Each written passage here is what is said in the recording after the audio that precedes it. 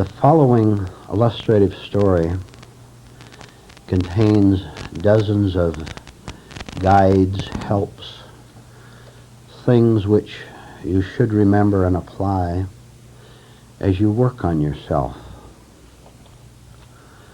Suppose you're living in a big, brawling, smoggy, confused city with millions of other human beings, and you begin to get tired of the confusion and the defeats and the elations followed by depressions. You simply don't like anymore living that kind of a life for yourself. And you happen to meet perhaps 15 or 20 other people who have the same feeling you do, that it's just too much, it's not worth it. Surely there has to be something better than earning money and getting sex and having lots of friends and being entertained with movies and television and drinking and gambling. And you all agree that there must be something better than this kind of a self-defeating, miserable life. And so you get together at a little meeting and you decide that you're going to try to find something else than what you've had up to this point of your life. And you've heard of a mountain, a tall, magnificent mountain, some distance away from you. And you agree that it would be marvelous to climb to the top of the mountain and establish a little cottage there where the air is pure and the water is pure, a pretty little stream running past the cabin you intend to build. It's quiet and it's away from the insanity of society. So you all agree to band together to reach the top of the mountain. So you all get both your collective equipment to travel together with and also your personal equipment.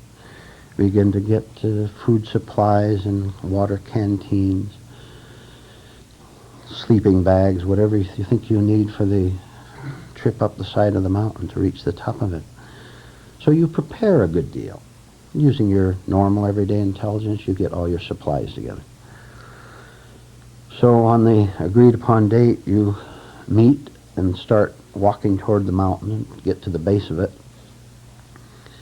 And you start climbing up. And the first thing you discover that it's far more difficult than you can imagine. All this equipment on your back, should we go this way or should we go that way? Should we go around the boulder or should we climb over it? So even the first few hundred yards up the side of the mountain is far more difficult than you could have imagined it would be, because you were dreaming about being on top, not giving any concern to the effort, personal and collective, that has to be made to reach the top of the mountain. But worse than that, you discover as part of the party that there's a great deal of conflict and bickering among you. Let's go left. No, I think we should go right. My map says we should go right. Well, mine says left. The other man says, mine says we should go this way. So you're already, all you nice people who are going to reach the top of the mountain are fighting among yourselves as to how to do it, how to reach it.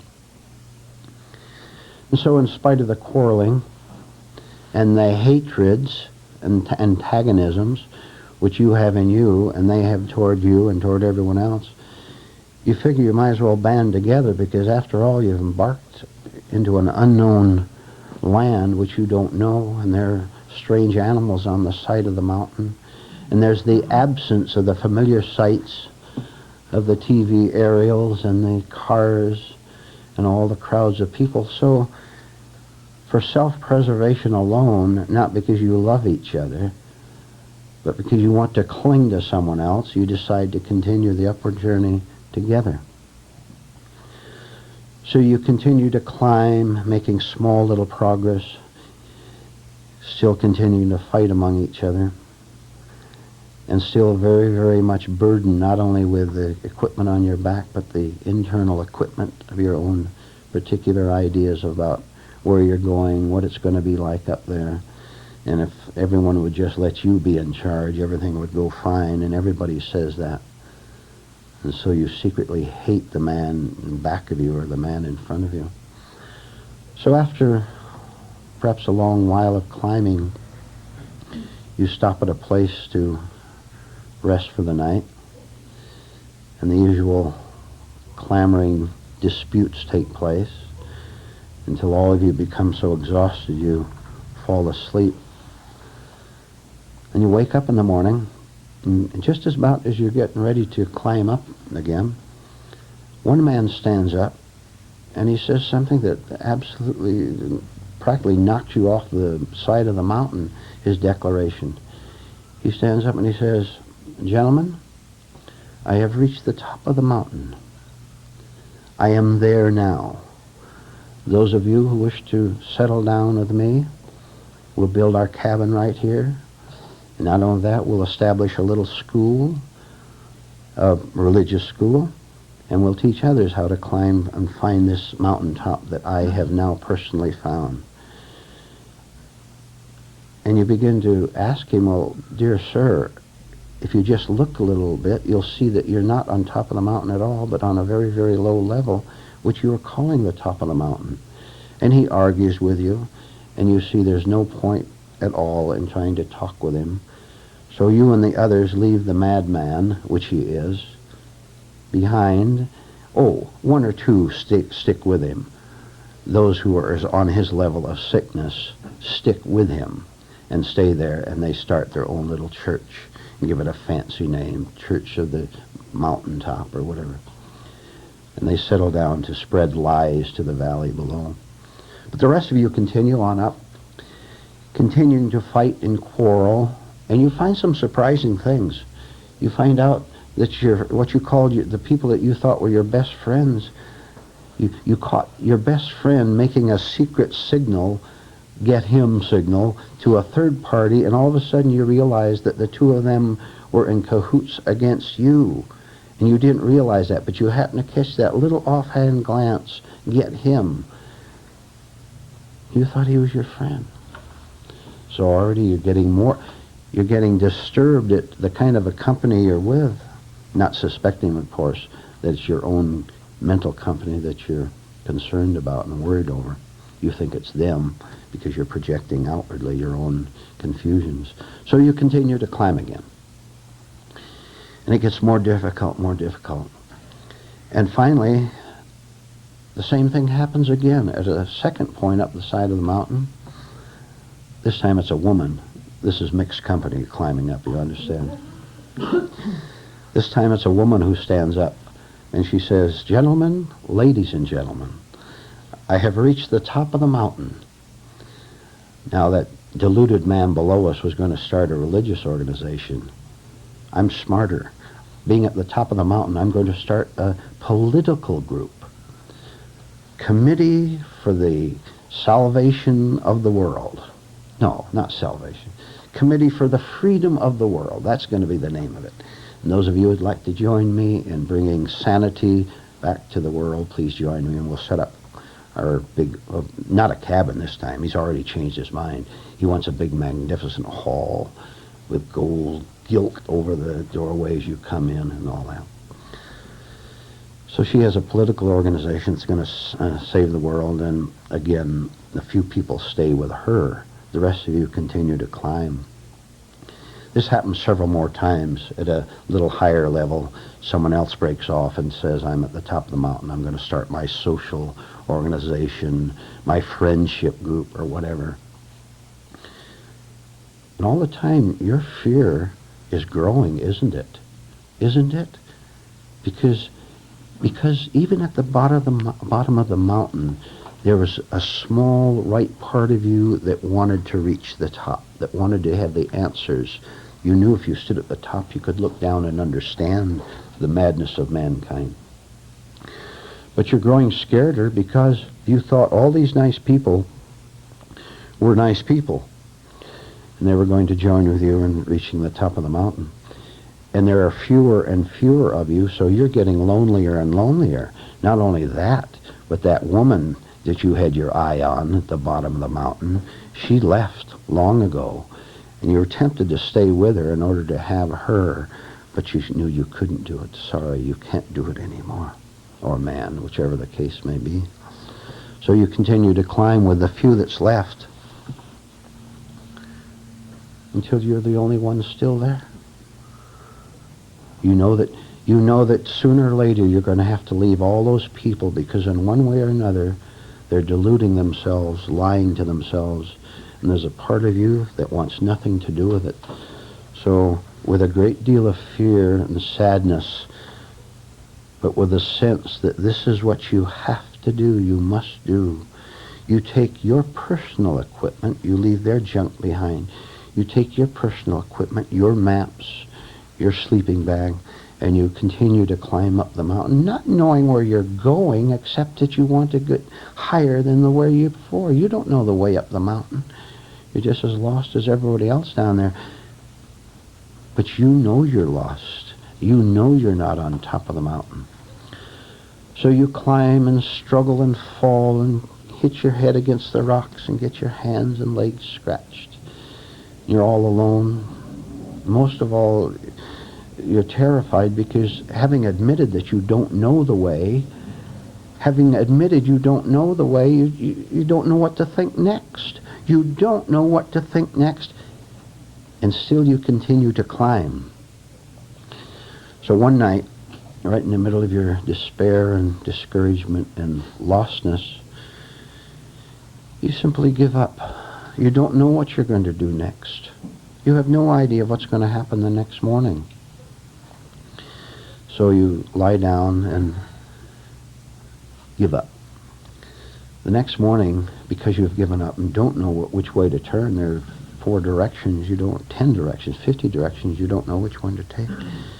In your defeat, just sitting on the ground there, no longer referring to the maps you brought with you, no longer referring to the books that told you about this mountain, no longer referring to anything that you started with, that you had collected. In that minute, there's a period of silence where you're not looking for the answer from your past, from the bottom of the mountain at all. You suddenly see something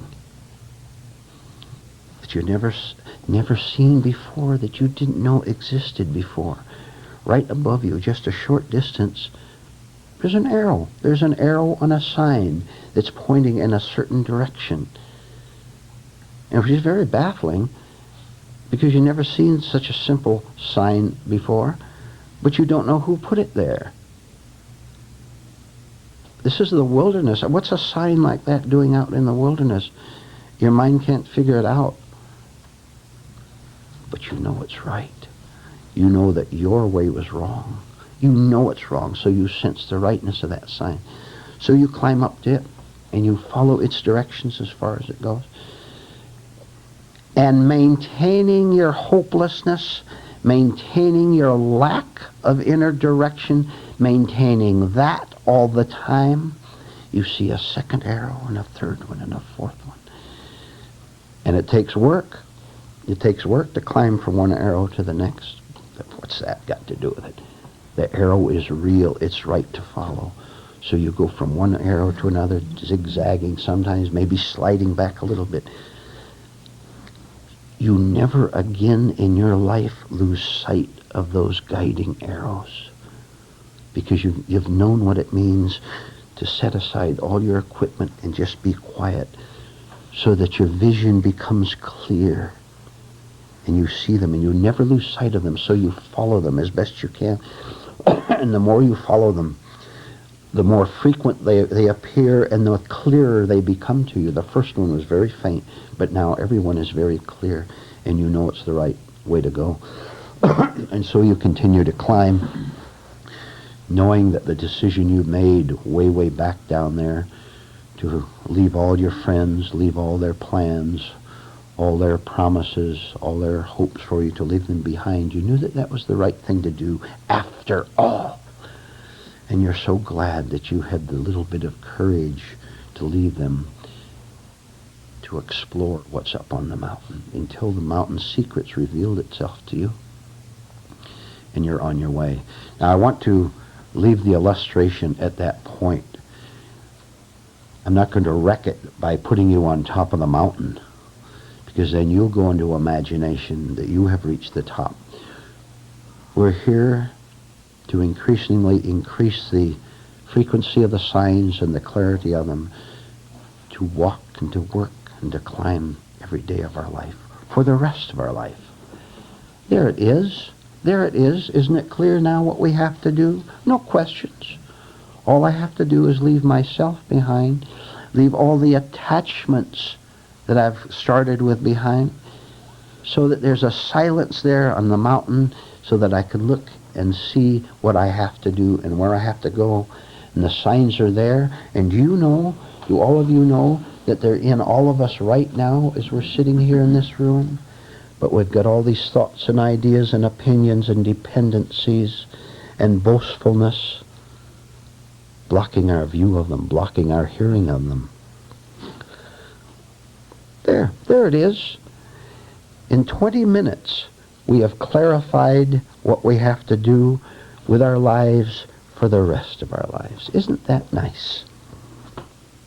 Now climb. Do you like to ask questions or comment? We'll take 10 minutes more before the break. It's marvelous to see that we can't even walk through the door when we're told to do it. Correct. That's leaving the unconscious vanity. Then I can surely do a little project like that. We're leaving behind the vanity that we can do something, right? So we've left that down on the mountain and proceeded without the vanity. Isn't that scary, to proceed up the mountain without our conceit? Remember how many times we've said, if you know where you're going, you don't. If your intellect tells you where you're going, you're a self-deceived human being. And if you don't start the little group, you understand these are figures of speech as well as actual. If you don't start your own little nutty study group, you will get all by yourself. You'll isolate yourself and have your own little study group in which you are teaching yourself all day long. And can you imagine what kind of advice you're going to give to yourself? Jim. See, the illusion that we have all lived under is that we figure that if the higher up the mountain you go, the more peaceful and calm and everything gets, but it gets worse. Yes. And then the kind of a thought went through my mind, then when you get to the top of the mountain, now you say, now go back down where you started and do what is necessary. All right.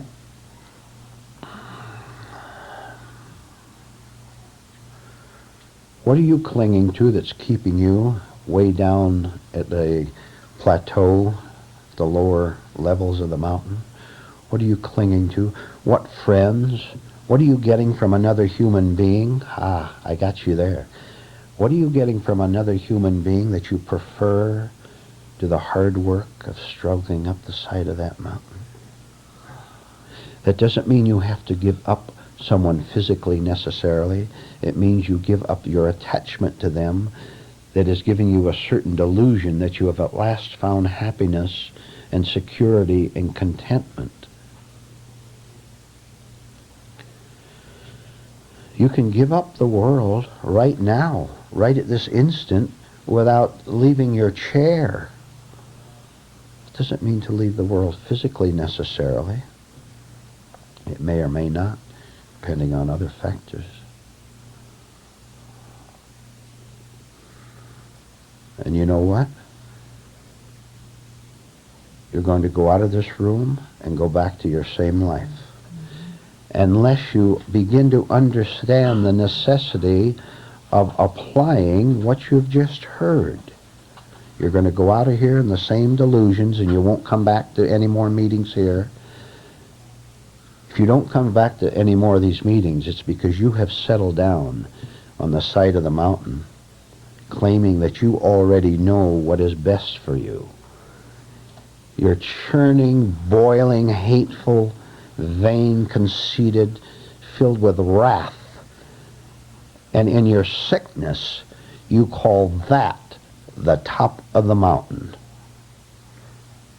How sick can you get? And if you're super sick, you had better not come back to any more of these meetings. There's nothing for you here. Go down to the dance hall. Go down to the bar. Go down to the gambling place. Go down to the church. Go down to the group where you're greeted with pleasant smiles by everyone. Connected with the story. In all fields of life, man wants to be the wisest, or better than others. Whatever field he happens to be in, whether it's mental, conversation, or work, or even belong to a religious group or a spiritual group. He wants to be better. He wants to be, and he knows better. And he wants to impress others that he knows that. So climbing up that mountain is going to leave, he has to leave that so-called intelligence down the bottom there. That's right. Want to proceed. Quite right. You know, when you leave the atmosphere of this room, try to see the difference in this atmosphere and in the atmosphere of your sick family, of your sick friends, of those raging people that you work alongside of. Try to see the difference in the atmosphere, and that will be helpful to you. Try to see that there is a vast difference in the two. And you'll begin to see that the atmosphere of society is always a lying atmosphere in about 1,000 ways. In one way or another, you're being lied to unconsciously by the people you live with, work with, associate with. But they don't call it a lie because they don't know that their whole life is the lie. And you had better begin to see this yourself. Otherwise, you will call their lie a truth. And you will call your life a truth too, because this is what you're accustomed to, living in lies, calling it the top of the mountain in one way or another. For example, you may be living falsely on top of the mountain by loving, fighting, quarreling, disputing with other people in your life, whether outwardly, like screaming at each other, or you may like it mentally and emotionally. You say, certainly I have found the top of the mountain that you're talking about because my life is just filled with exciting things. Isn't it a marvelous excitement to be in hatred toward another human being? This is what you are calling the top of the mountain. And you won't give it up because you won't climb all alone. You won't give up that quarreling with yourself and with that other person because you won't bear the emptiness of it. And what we're trying to get through to each other in this class is that we've sooner or later got to enter this emptiness, to start climbing without anything out there or anything in here. Because we always associate with other people who have the same wrong maps that we have. There are 10,000 wrong maps, and we are automatically attracted to people who have the same wrong ones we have, so that we can say, my map must be right because she and him are traveling with me. So we form this church or that political group or that social pressure group, that labor organization or whatever, or a little tight-knit, insane family group for that matter. It doesn't have to be out in a society, in a big organization. It could be your tight little family group in which you all drive each other nuts with your wrong maps. But you all have the same wrong map of saying to yourself, we all like each other. Let's cling to each other very closely against that fierce world out there. You are the fierce one if you belong to a fierce family group. And you'll die raging.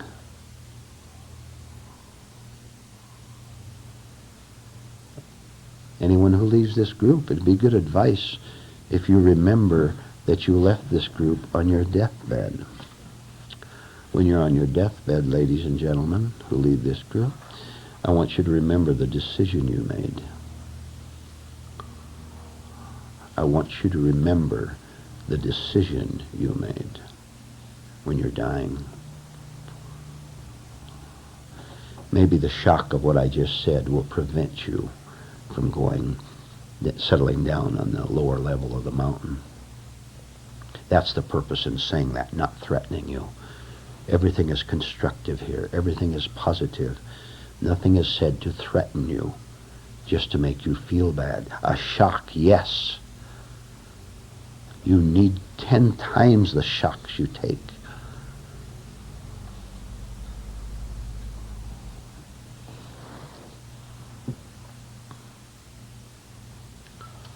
You and your sick moral standards, which you hate. You always hate your moral standards, you know. You wish you didn't have to have them. But who would you be without them? Who would you be if you weren't a member of this political or religious or social group? Who would you be if you weren't a member of this group to help a suffering world? That's your moral standard. You belong to this group which is helping a confused and suffering world. You belong to the mental health clinic, helping people whose minds don't work rightly. Have you ever looked at your own sick mind, dear lady chairman or lady chairwoman of the mental health clinic? You're raging mad, and you sit with dignity behind that desk and tell other people how to manage their lives better. And you're in raging hatred because you didn't get the $1 an hour raise you demanded a month ago at the meeting. God help humanity. Nothing else will. How many of you feel threatened and under attack vaguely, generally? Everybody raise their hand. Everybody raise your hand. Don't lie. Now write down a sentence. I am living in falsehood if I feel threatened or under attack. I am living in falsehood if I feel threatened or under attack by anything or anyone. By anything or anyone.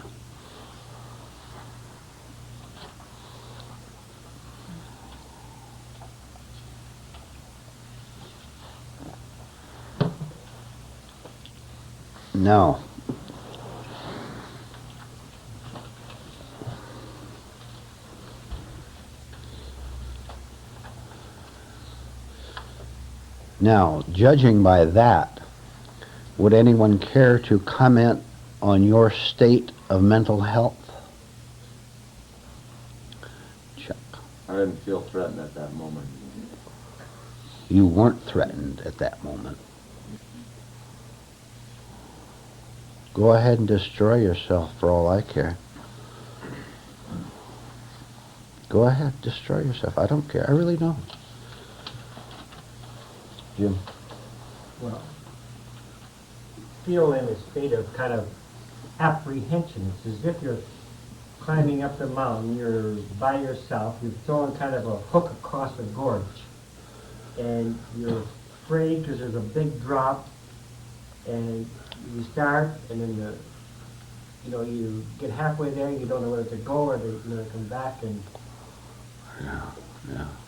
If we could understand something about that, what Jim just said, if we could begin to understand that an awareness of our enormous fear and conflict is progress up the mountain. In other words, and this is not just a cliche or a fancy phrase, we've got to stop being afraid of our fear. Stop being afraid of our fear. Instead, try to understand why it exists in us. And it's been explained to us many, many times in this class. We're afraid because we fear the loss of our falsehood. We fear the loss of our falsehood, which has been our whole life up until now. So we're afraid, if truth takes away our falsehood, that we will die. And that's our whole purpose here, to die to our falsehood. But you don't want to do this because you demand the guarantee of what's going to replace it. And you don't understand what I just said because you first place, some of you may not have heard it before, and also you're just not able to comprehend the fact that you demand a guarantee. No guarantees. It's the false self, it's the artificial entity that demands a guarantee in order to perpetuate its tyranny over you. And that itself is a great clue for you to begin to understand that you are demanding security in order to keep your misery intact. You demand that you be able to maintain your misery while finding truth. Now, what kind of a ridiculous statement and state is that? Ellen, I think, and then Dorothy. It takes such an insignificant event to threaten the vanity or the ego. The smallest thing will threaten the vanity. Correct. The smallest thing. Dorothy. Vernon, it seems so incredible to me, and yet I've seen it in myself time after time, which is that if I'm able to give up some little fear, some small little fear, that I miss it. Miss it? Yes. Oh, yes. You get lonely for your misery.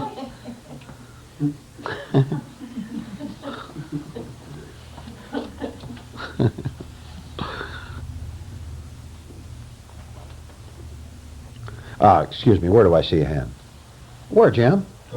New fellow, oh, I don't know. Well, up or down, one of the two. Yeah, up, go. In December, Now, excuse me, please. Please. Make all questions short, clear, to the point. Don't give a speech, don't ramble. If you can't give a short, clear statement or question, don't talk. Go. okay. The question is, if you're feeling threatened, it's because you are trying to impose your will on someone else. Quite right. Very good. It's so rare that we see our state, but when you told us to go through the door and we forget, we don't see our state afterward, at the time, but afterwards we see what prevented us from remembering ourselves, Which was? which was my thoughts, which involved possibly other people, but it's centered around me to prevent me from remembering myself. Okay. You will do it again when you leave the room and leave them through that doorway the next time you go through it. When you leave the house after the meeting, you will remember yourself walking through the doorway.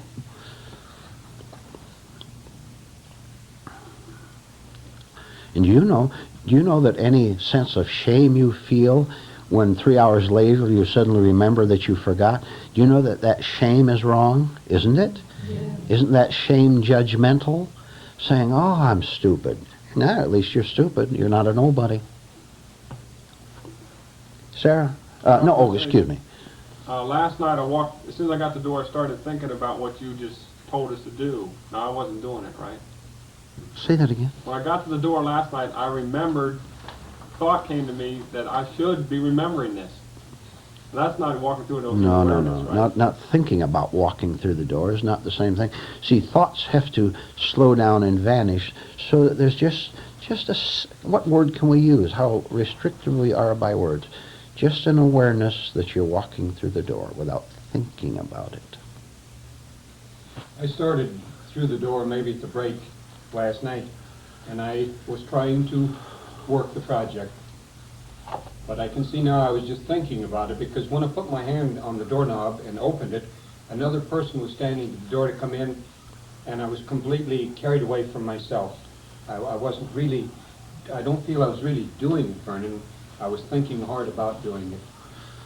All right, Rudy? What reminds us to become aware of ourselves when we walk through the door. What reminds us as your thoughts begin to less and less dominate you, so that you only think when necessary, so that you're not in unnecessary thought, as Sally pointed out. What prevented us from being aware of ourselves as we was walking through the door? Well, you're thinking that you're going to have that spare rib snack when you get home. Or you think of something that happened to you in this room. You're thinking about it. Any old distraction will do to prevent you from having to climb up that little short stretch of mountain which that represents all by yourself. See, you have to leave yourself behind when you're aware of yourself. You have to leave the spare ribs behind. So, okay, when you're remembering yourself walking through the door, then try to remember yourself when you're eating. Try to remember yourself when you're taking a shower. And then when you see that you can't remember yourself, that's progress. And even if you do it mechanically at the beginning, it don't matter, because pretty soon it'll happen. Just remember yourself. If you can't remember yourself, observe yourself. I'm not even going to touch this. Thank you, Chuck. When you ask the question, what is your state right now? When you ask the question, what is your state right now? Should you think or should you feel your state? Feel is okay. Feel is better than think. Sense it. The whole sensing of it, instead of real, nervous thought. No. All right, do something now. Change your physical position and sit back with your hands loose and jaw relaxed. Here's an exercise out in the world. Try to bear the wrong attention of other people, which can include many things. Them staring at you, them nagging you, them demanding something from you. Try to bear consciously the wrong attention, useless attention of other people toward you. You might even be annoyed by a little child demanding your attention, as children must do because they don't know any better. Can't you simply watch what's happening to you when that little child is demanding that you look at his new toy dog or whatever? And you want to be thinking about something more important than his toy dog? Or your wife's demanding your attention, your husband demanding your attention. Can't you see what's going on inside of you at the same time that that other person is making demands on you? Instead of unconsciously resenting and resisting it. Did you have your hand up? The silence in the waits last night, when you would give a person a word, are a new kind of, it's a new kind of silence and waiting. Yes, if you're determined not to let mechanical thought take you over, for example. Yes, right. That's a good phrase, new kind of silence. Whenever we settle down at a lower level on the mountain, we always, among other negative features, have a sense of shame. Now that sense of shame must be studied. For example, there's a very, very dim little voice inside of all of us that tells us that we're lying. That if I'm going to start this political or religious group that's going to help mankind, there's always a little tiny voice in there that tells me I'm lying. And that will create the shame. Now the shame, while the shame in itself is a message, it's also wrong because it's a part of our whole lying system. So try to watch where you feel ashamed of yourself, and instead of identifying with the shame, simply understand why it's there. That's one example of using shame constructively instead of enjoying it. You can directly tell people in the right circumstance. Don't you go around doing this, by the way. You have to do it in the right time, the right way, the right place. You can tell a person who is mad, who's insane, who's hurting others, You can tell them you ought to be ashamed of yourself for what you're doing to yourself and others. You ought to be ashamed of yourself, and they won't hear you at all. Because they haven't done what we're talking about. They haven't studied their shame. They will just feel bad about it, and they will feel guilty, and they will feel ashamed. But if they're too far gone, if they're too hardened, they can't hear you and then use that the way it could be used. If someone ever tells you you ought to be ashamed of yourself, you watch your reactions at that minute, and you'll be able to use it for something good in you instead of hating them, or instead of insisting that you're on top of the mountain and that you could say the same thing back to the person who said that to you equally.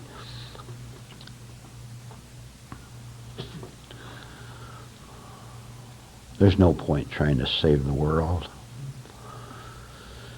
Is there any point in this class trying to save you from yourself? That's the question you have to ask.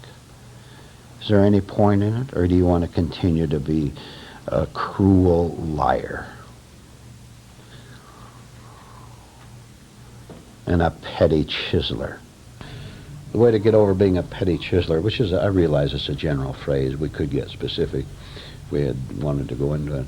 Simple way to get over being a petty chiseler is to start relying on yourself. Don't ask other people to do things for you, except obviously where it's necessary. If your car breaks down, you need the mechanic. We're talking about being inwardly, spiritually, psychologically self-reliant instead of being a petty chiseler, wanting to get benefits from other people that they might have earned for themselves, by the way, or may not have. But just remember the phrase petty chiseler and find out where it applies to you. And you're not allowed to be a petty chiseler in this class. For example, you can't use this atmosphere to confirm your lies about yourself. It's impossible to petty chisel in that respect.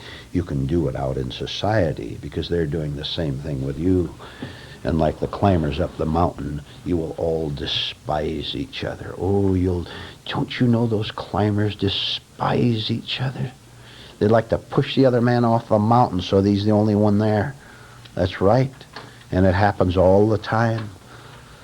When the political organization or the religious organization gets enough power, they start punishing both their enemies and their so-called friends. Now they've got the power. Now watch out. Watch out. You don't know how evil people are. I saw a hand back there, then Zena. Gordon, please. Once the state is placed, and I noticed more and more that the place I'm in dictates my state. Okay, you can say it that way, but you understand your state dictates your state. Really. I mean, you understand that there's only one atmosphere. There are not two atmospheres. There's only one atmosphere no matter where you go, and that atmosphere is your inner one. So if a person is real sick, then he's got the sick atmosphere inside of him. He goes out into the beer hall where everybody's swearing and drinking and plotting and all that, the way society is.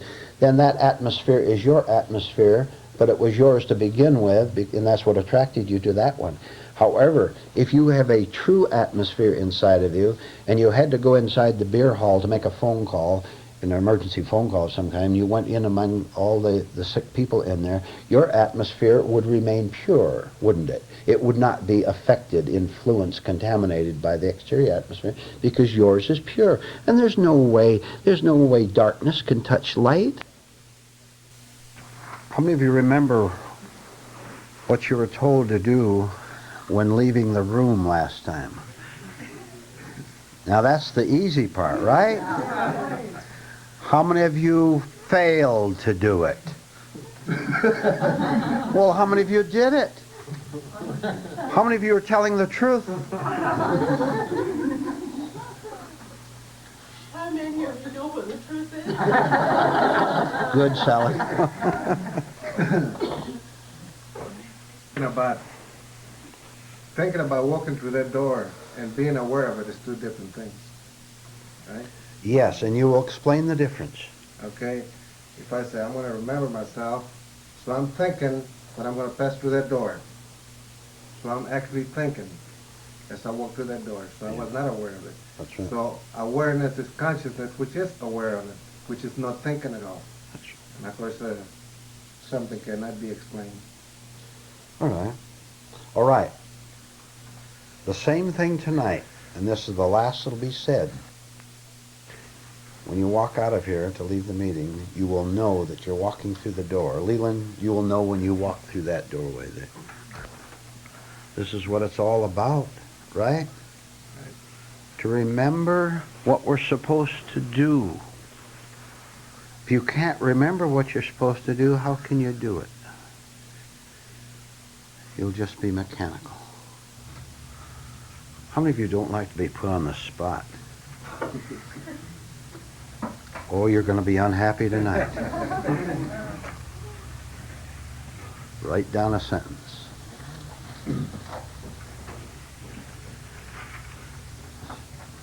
Pain, now start with the word strain. Strain and pain are caused by trying to prove that wrong is right. Strain and pain are caused by trying to prove that wrong is right.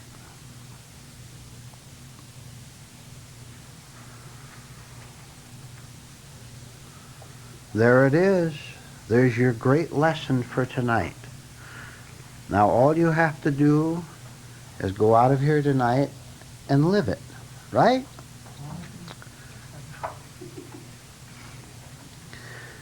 What we're really going to talk about is thinking clearly, which is a very rare commodity on earth.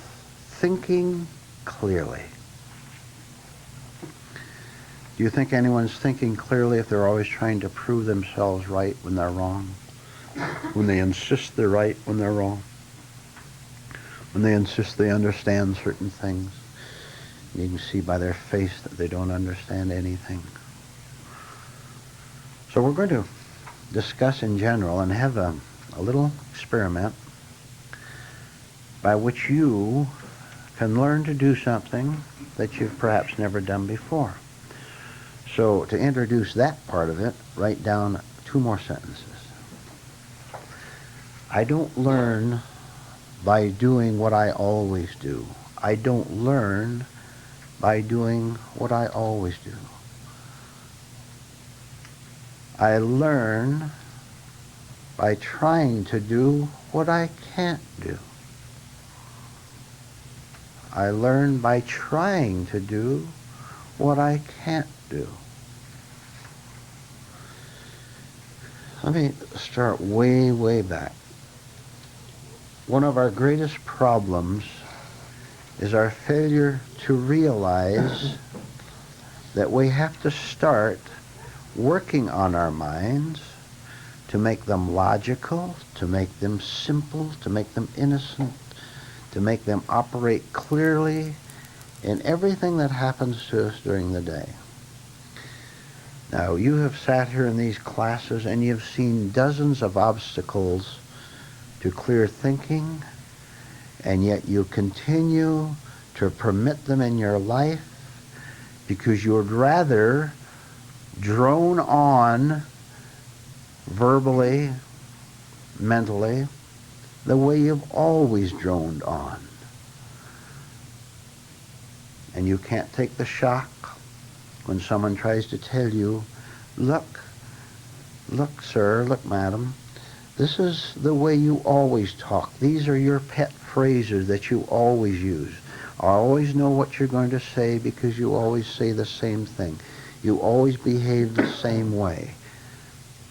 Sure, you can remain in that state if you want, but you're not going to understand your life, and you're not going to understand what life in general is all about, and you're not going to understand death either, because you want to remain lazy. If you get nothing else out of tonight, you had better get it that if you want to remain lazy, there is no hope for you learning something new. How many times have you been told to put yourself and to keep yourself in uncomfortable situations. Situations that can begin to tear down the vanity, the pride, the sickness, and the egotism, that you know what is best for your life. And you can say to someone, as I've said to you, sir or madam, if you insist you know what's best for your life, how come you're so miserable? How come you're so tense? How come you're so defensive? How come you get nervous when your ways are challenged? How come just a glance from someone can throw you off and cause you to lose control of yourself if you know so much? And that leads into another very profound and necessary truth, which is we never see our contradictions. So, tonight, this is examination night. This is where you have to do something tonight. Very simple, and let's see what happens. And it will proceed as follows. I'm going to call on someone by name, any one of you, whichever one I happen to look at. And you don't have to be looking at me, I'll be looking at you. That'll be enough for me to remember your name. And I'm going to give you one word, any word that comes to mind. And you're going to give the rest of us a short, clear sentence that has to do with our work here. Any short, clear sentence, any short, clear truth, a declaration, which is right, in which you, sitting there, able to think not on your feet, as well as on your feet on Sundays, able to think real fast and give us something good, condensed. Haven't you noticed how confused the questions are in this class? How many times lately, for example, I'll see a hand over there, and Juan will speak first, and I'll call on the hand over there, and you say you forgot or cancel it or something. In that case, you should put yourself on the spot by trying to ask the right question and see how you fail, and then notice the little humiliation to yourself when you can't even speak clearly in front of other people. Now, observe when this goes on that you can think of a sentence very clearly if you are not the one supposed to do it. Now, why does that happen? That should be clear enough, huh? All of a sudden, you are on the spot. This is why you have failed up to this point in growth. You won't put yourself on the spot. You're playing it safe. You're sitting back and letting the teacher give you a talk on in these classes. Nice and comfortable with friends here. Forget all that. Try to make yourself as uncomfortable as possible psychologically without resisting it. Much of it is hidden inside. Sometimes I can see it from up here. Sometimes it's very visible on the exterior. Can't you see how uncomfortable you are? And can't you see that it's this discomfort, which is self-centeredness, which is preventing you from sitting back and hearing the word which will start your sentence and thinking clearly, because there's nothing interfering with your mind, thinking clearly and just giving us a nice, short, clear, helpful sentence. The purpose of this, of course, is for you to watch yourself when you're called upon, and watch how nervous you get, how you fumble, and how you wish you were absolutely brilliant with words, partly so you'd be admired by everyone who heard you. Instead, you find out that you're fumbly. That's not the problem, that you're fumbly. You can live with that. It's that other people find out what you've been hiding from them. Right? We all want to look good, don't we? Are any of you as good inwardly as you try to appear to be outwardly? Nice, pretty smiles. You are ravening wolves. And one reason I know that is because I know you're dependent. Ravening wolves are always dependent and vice versa. Oh, you're okay in the class. You've got friends around you. The object of these classes, the object of the truth, is to enable you to live completely independent spiritually, not socially. We need each other socially. To enable you to walk all alone through life, meeting 100,000 people a year maybe in your business or social life, but to be completely spiritually alone, because you're not separated from the source of your strength, which is truth, which is God. So this little exercise that we're about to begin now will help you to see your inadequacy, maybe cause you a little bit of humiliation, a little bit of shock. See how fumbly you are, and out of that can grow more mental clarity. Zena, give us a sentence that starts with the word modesty.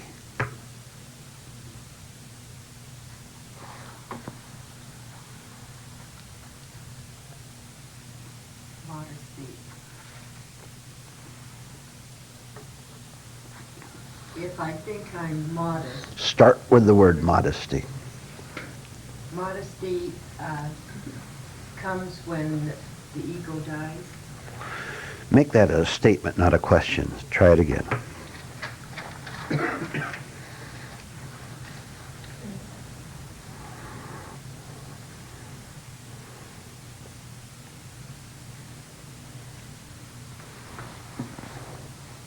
Modesty is a result when there's when self-reference is no more. Okay. Mark, frustration.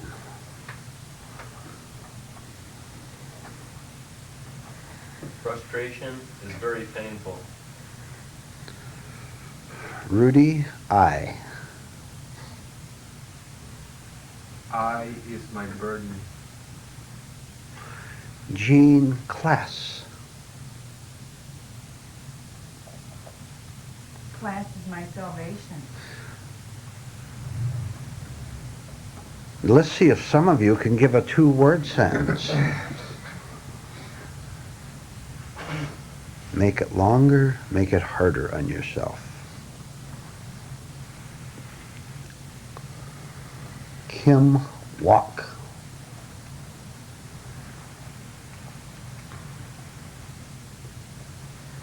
Walk in self-awareness to see who I really am. Okay. Sarah, peace. Peace comes when Sarah is no longer alone, psychologically. All right. Chuck, inwardly. Inwardly I must die. Comma, add to it. To all my frustrations, hatred, bitterness, delusions, etc., etc. Larry, ambition. Ambition is the downfall to truly escaping trap. Jim, sincerity. Sincerity is a false virtue that I have tried to show to the world in all of my activities, which has caused me nothing but grief and pain. Lorraine, what? W-H-A-T. What must die before the new is born? Say that again, huh? What must die before the new is born? All right, all right. Randy, struggle.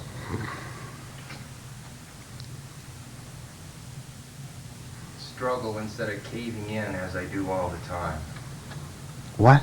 Struggle with the devils in myself instead of caving in and saying yes to them. That's not a complete sentence. Give a complete sentence so an English teacher would approve of it. Struggle must be my goal instead of seeking for comfort. Dauphine life.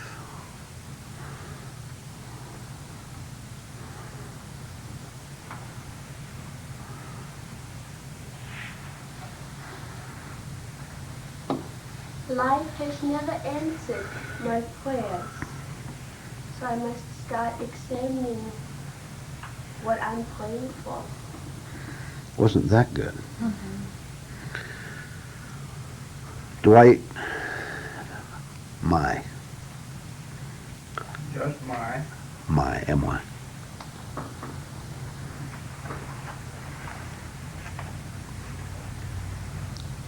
My goal must be that of understanding my inner self. Linda, insight. Insight comes with understanding. All I've had. Insight is understanding. Try again. Insight is understanding.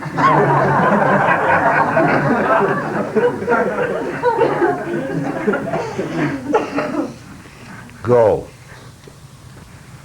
Insight into my more negative parts has come with this teaching. Yes. Sally, effort.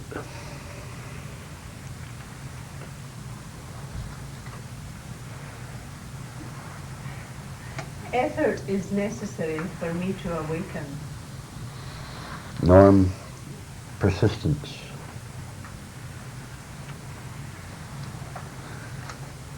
Persistence in the work is necessary to overcome my laziness. Tom, foolishness.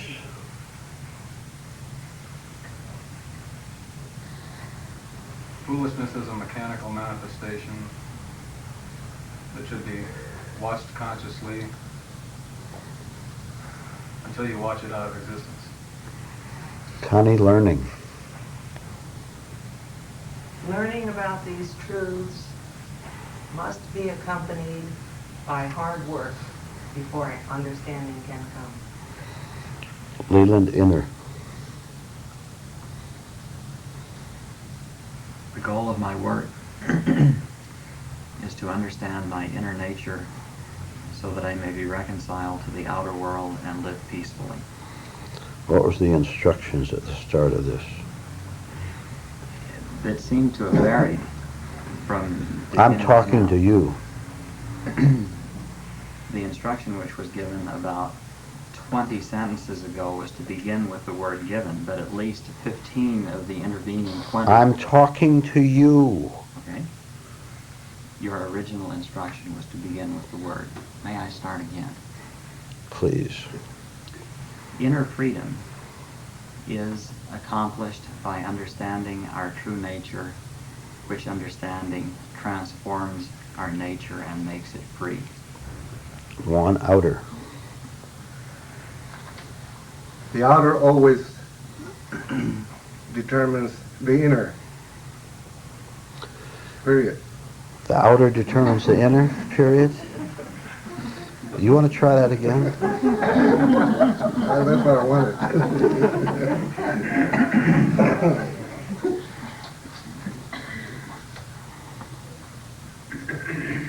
Outer conflicts is nothing but what we are inwardly. All right. The inner and the outer are the same, are they? Joe, stubbornness.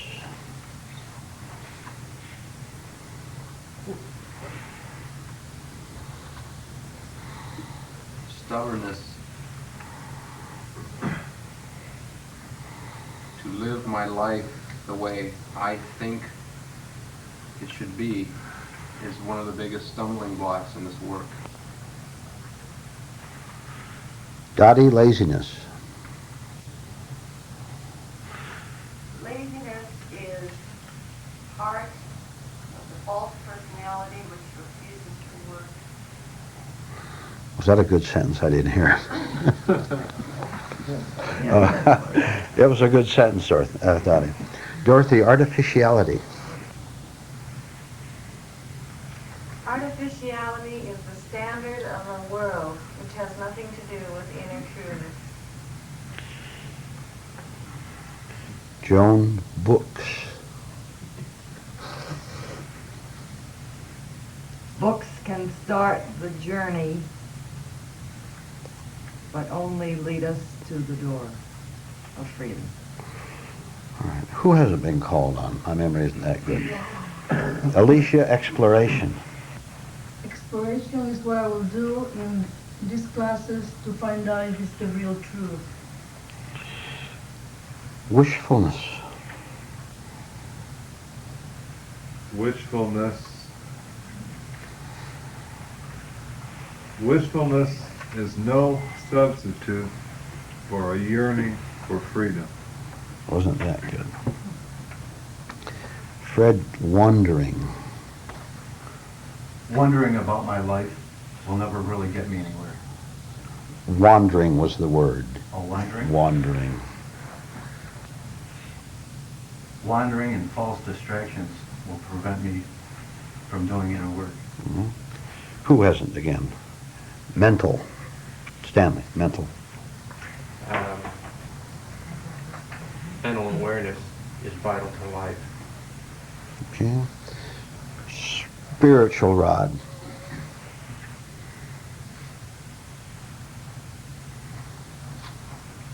Spiritual understanding is accomplished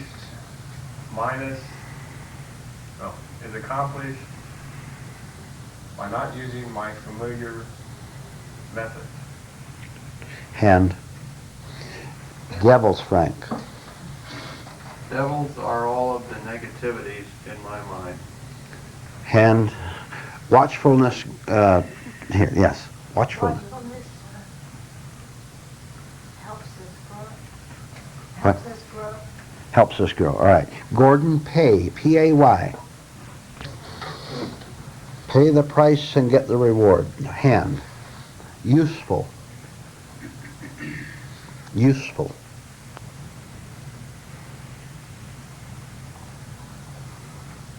Useful are the devils inside of me if I use them to destroy themselves. I didn't hear that, but I assume it was all right.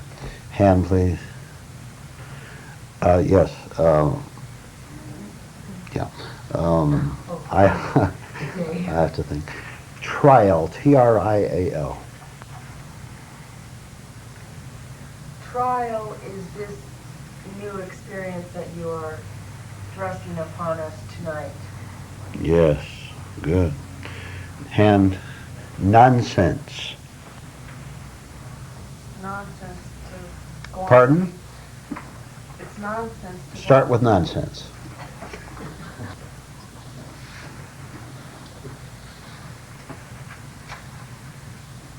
Nonsense is to go on living the way I have been. All right. Who, please? Path. P-A-T-H.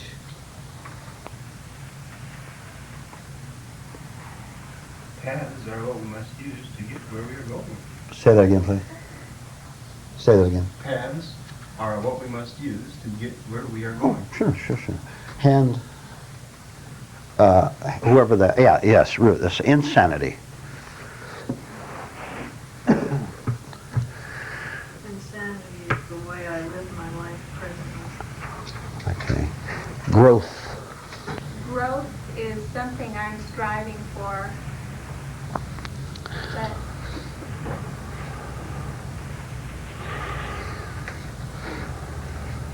I find it hard to follow. Okay. Hand. Or we've covered everybody. Well, how do you grade yourself? Shall I get out the red ink? Yes, Tom. We all flunk if we were nervous. Say that again. We all flunk if we were nervous. Yes. Why? Were you nervous, Dorothy? Yes, but why think you flunk if you're nervous? We're supposed to see our nervousness. What? I don't understand. I'm sorry, I don't understand you. What? Why should we flunk if we're nervous? Isn't the point to see our nervousness? Yes, but flunking is nervousness in itself. Nervousness is flunking in itself. Now you know how nervous you are, right? Yes. Isn't that good? Yes, so it's not flunking.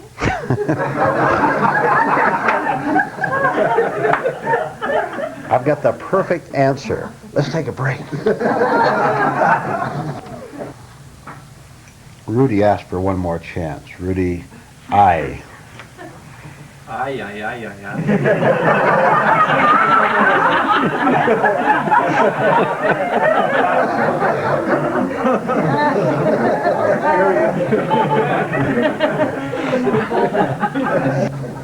What would you like to talk about?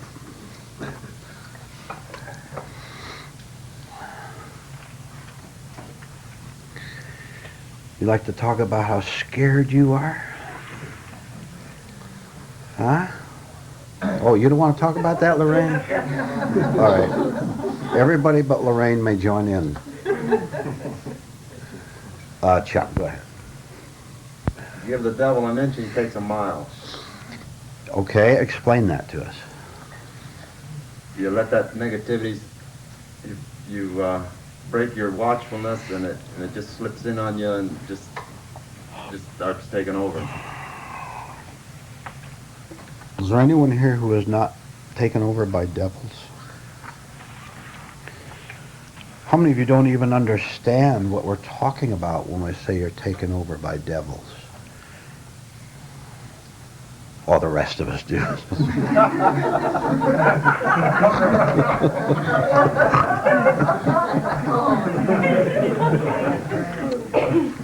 What on earth do you think a devil is but your own misery with its thousands of variations?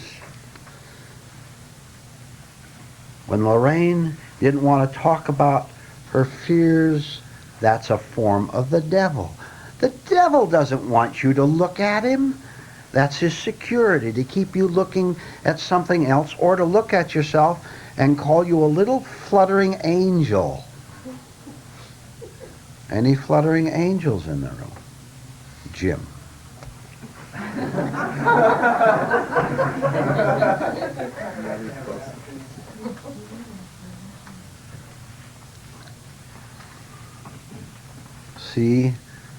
See, you're not quite sure of how to take it. All this laughter.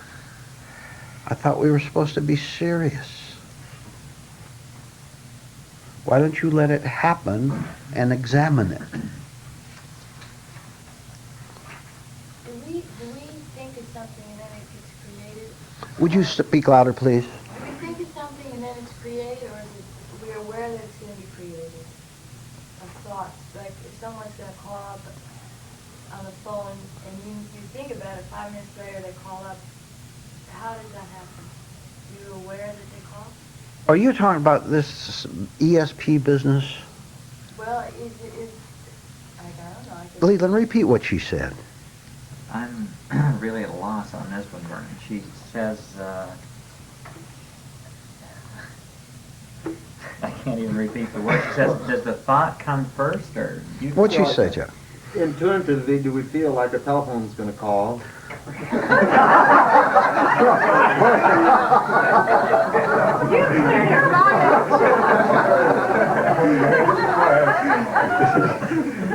know what I mean? No, I don't, Chuck.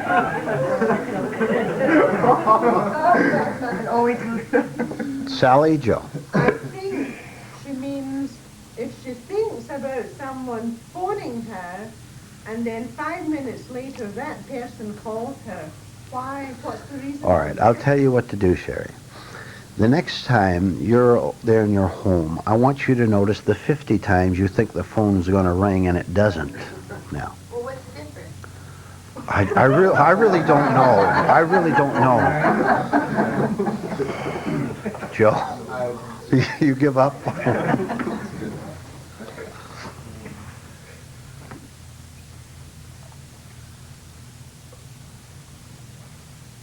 when we come here, we can neither be serious nor cheerful. We have both of it confused. And as we come longer here, we get a little straightened out. When we feel like it's funny, we finally give in and really have a good laugh. And when we know it's serious, we at least try to be serious. Do you know when you're really cheerful? When there's no particular expression on your face of cheer, nothing cheerful to think about. You're really cheerful when you have nothing cheerful to think about that changes the expression on your face. When you're not elated. Right? I'm waiting for some kind of an intelligent reaction. Dorothy will give us one. Yes. I had never noticed that so clearly as when they were advertising some game show on TV, and it says you have just won, $64,000 or something. And the people are leaping around and jumping up and down and throwing their arms around each other's necks. And how totally artificial that was. They're instructed to do that, you know. You notice all those even the guests, the famous guests, they're not, if they just sit there and make a little modest reaction, that isn't going to make the game interesting. They have to Google or something, just throw their arms around. A cheerful state must exist as you described it, because if we were elated, we would be headed for depression in the immediate future. And being in a state of cheer, which implies a sort of neutrality, we would be in a clearer, more aware state. All right, write it down. I'm cheerful when I have nothing to be cheerful about. I'm cheerful when I have nothing to be cheerful about. What you are cheerful about is your distraction, isn't it? This is your hope, isn't it? This is something you're looking forward to. This is time. Truth is cheerful without thought, without a cause, without a motive. And it is always right now. Right now. Joe, did you have a hand up? Yeah, during my day, I think I stop what I'm doing and become aware that I'm there. Yet, I see how difficult it is to just accept that as being cheerful. It seems like I'm so conditioned to want something to give me a shot or a lift. Yes. And when I see this, when I say, here I am, or I stop, it doesn't seem like that is peace to me, or cheerfulness, or... Talking to yourself can never do anything but increase your depression. It is talking to yourself that perpetuates depression. If you would stop talking, there couldn't be depression. Depression is always on the level of the verbal, of the speaking, of the thinking, of the planning, of the hoping, of the trying. Or haven't we been trying to be happy all our lives? Haven't we flopped miserably? Yes. Why don't you stop trying to be happy? There's no one there to be happy. The absence of you is happiness. But you don't want that. We don't want that. I want to be me who is miserable, me who wants to demand his rights. I want to be me who knows more than you do. I want to be me who can secretly plot to take over the world, or at least that small little part of it that I think I can. I want to be recognized. I want you to notice me.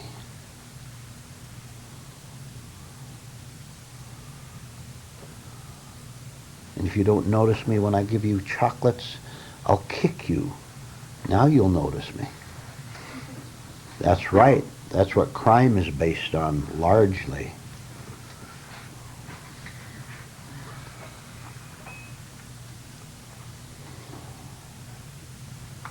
We're in open discussion. Questions or comments? Yes, please. What you said about crime, how criminals, very often when they murder, it's out of this strong feeling that the ego has to be firmly established, that I murdered somebody. That's right.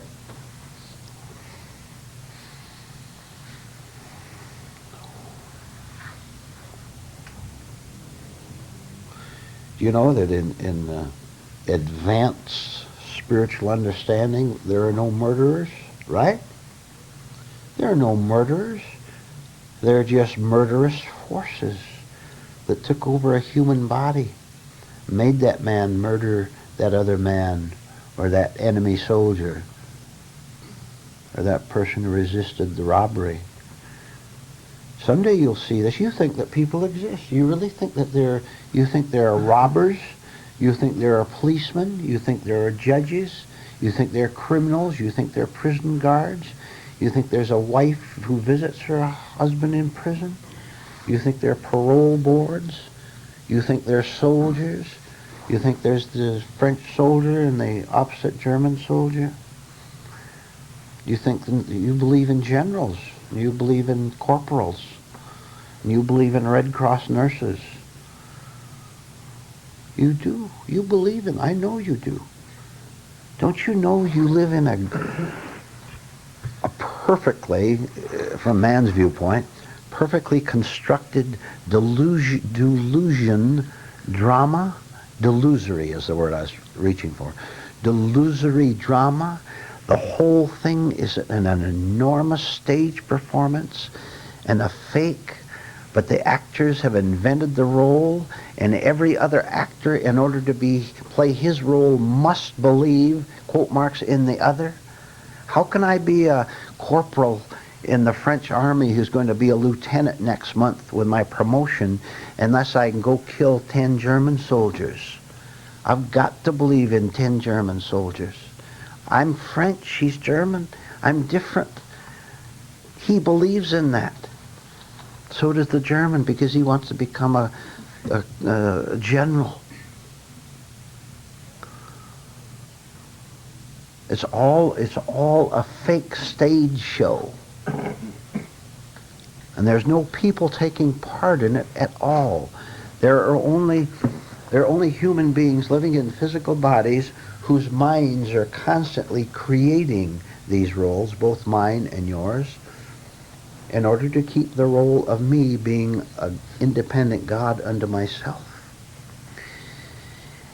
And nothing is too low for me to do in order to advance from corporal to lieutenant. Nothing is too low. Or to get elected to office. Or to get you as a sex partner. Or whatever I want. You don't know this. You don't know it. I'll tell you. How about right in this room? Is there something too low? There's nothing too low for some of you to do. Parts of you to do.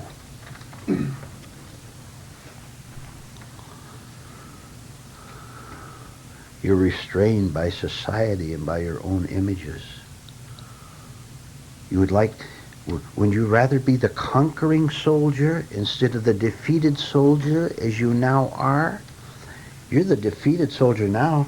Look, you don't have very much money. You're a nobody. Nobody knows who you are. Even the mailman puts your mail next door.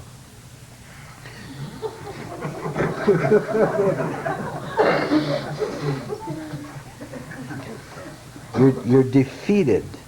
Wouldn't you rather be the man whose name is in the paper and who gets this enormous salary and all these benefits?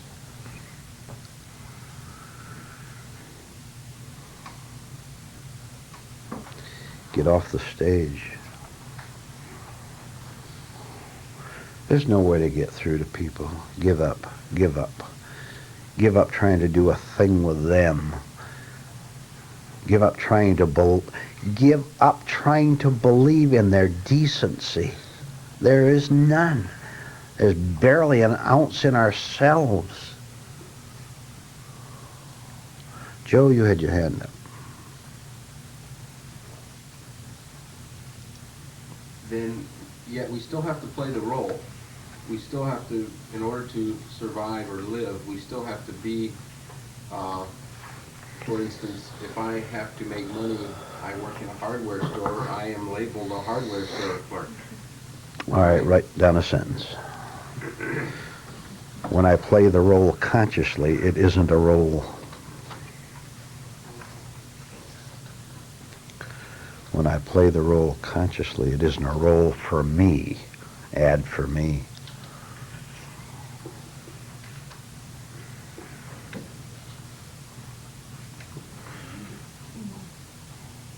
You don't see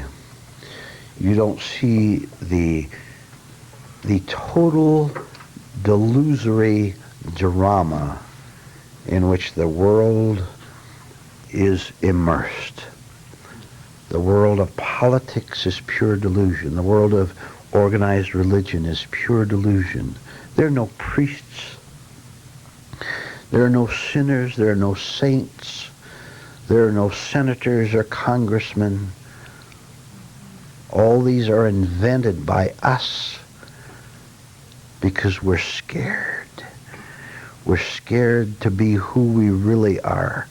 And so we cling to the roles. And we, all of us, huddle together, scared little rabbits, all of us saying, you play the role and don't give me away and I won't give you away. Do you want to see the devil arise in a human being? I'll tell you how to see a devil with flashing eyes and ready to throw you off the cliff. You find out where this person's role is the strongest, one strong role, I should say. You find out where it is, and you expose that, and you'll be the victim of his murderous attack because you're challenging his, quote, life. And he has a right to kill anyone who threatens his life. You tell that widow at the funeral who's crying and having the time of her life, weeping over that poor husband she nagged to death in the first place. You tell her to get off the stage and you'd better have your motorcycle ready.